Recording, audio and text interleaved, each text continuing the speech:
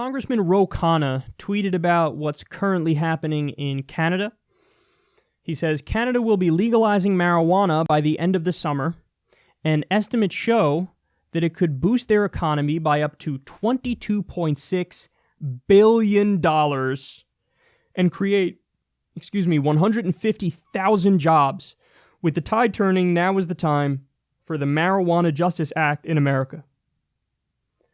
So, look at those numbers.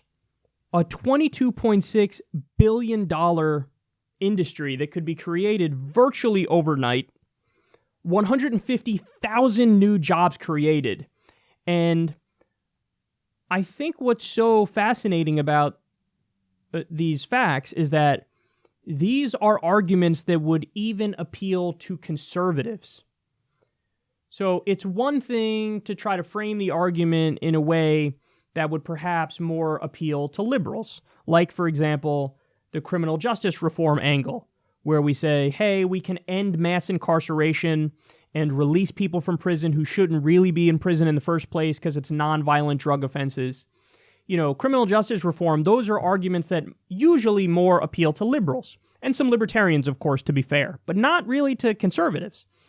But these are arguments that are even fairly persuasive to conservative Republicans, where you say, okay, you guys believe in the private sector, you believe in the free market. Well, here we have an opportunity to create 150,000 jobs in the private sector.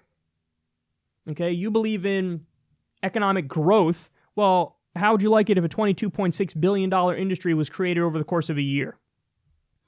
Those are hard arguments to deny, man. And then there's one angle to the argument that I think appeals to people on the left and the right, and that argument is personal freedom.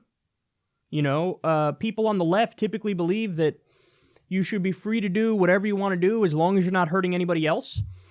So that's a freedom argument that appeals to people on the left. But people on the right like the idea of shrinking the size of government. So you are, of course, shrinking the size of government if you say, hey, you get to do this without government interference and intervention and the heavy hand of tyrannical government, you know, basically trying to stop you from doing what you want to do in the first place. So I think this is unbelievable, and it's just a shame that the United States is really not going to hop out in front here, because there are so many opportunities that are available to whoever takes that first step. More money, more jobs will go to the first place that takes this step. And we're falling behind on so many fronts with this. So we should be the first to legalize, tax, and regulate drugs at a federal level, but we're not. We're going to lose out to Canada. We should be the first to really do widespread investment in green renewable technology. But we're not. We're not going to be the first to do that. And by the way, get the inevitable patents in green and renewable technology. Because for a new deal that we could do, you can rebuild our infrastructure all across this country and take it from a grade of D+ to A+. But also hand in hand with that is reworking the power grid and moving away from dirty energy.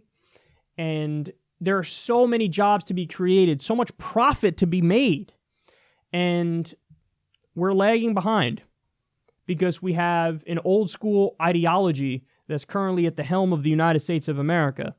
And listen, to be fair, even with the more left-leaning, the Democratic administrations, we're still not that forward-thinking, you know? I mean, wouldn't it be amazing if we had politicians like Ro Khanna all throughout Congress and the Senate and in the White House and saying in a very straightforward way, no, this is what I support, legalizing marijuana, and we're going to push and we're going to get it. That's what's going to happen. But no, what happens is our government almost always lags behind the will of the American people.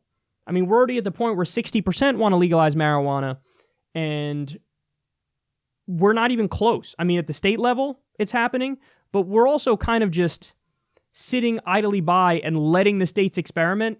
And now Jeff Sessions is going to crack down on that too. So if anything, we're moving in the wrong direction at the federal level. The states are taking the lead, but they're kind of getting crushed under the boot of the federal government. We need to take that next step for the federal government. And we need to be doing the reform from the top down, but that's not happening. That's not happening. Even though 60% of Americans want it, the federal government's not doing it, and that's pathetic.